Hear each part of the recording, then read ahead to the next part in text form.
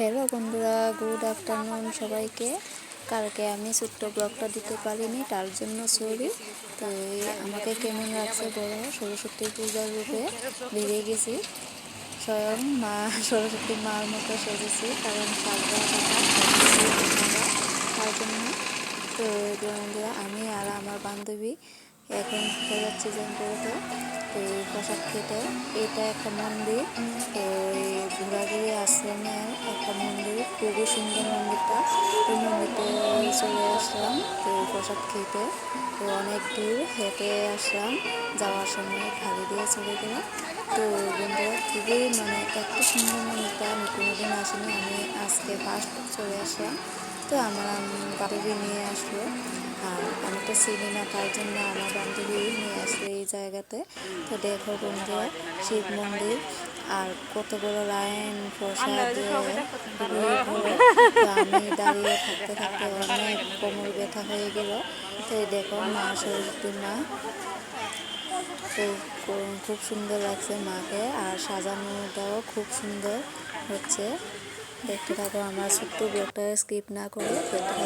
এই দেখো মন্দিরটা, তোমাদেরকে পুরো মন্দিরটা দেখিয়ে দিলাম। তো আমি সবাই প্রসাদ খেয়ে এখন বেরিয়ে গেছি।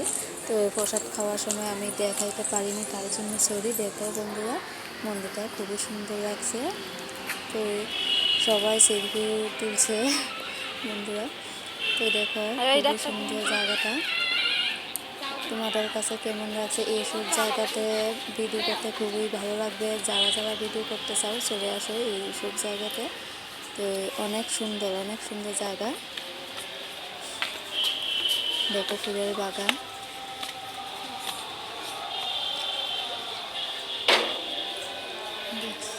দেখতে থাকো বন্ধুরা, এত সুন্দর জায়গাটায় আমি ভাবছি আমি কি প্রত্যেক দিন এইসব জায়গাতে আমি এসে ভিডিও করবো, কিন্তু আমি পারবো না। এইসব জায়গাতে আমি সবসময় তো আসতে পারবো না।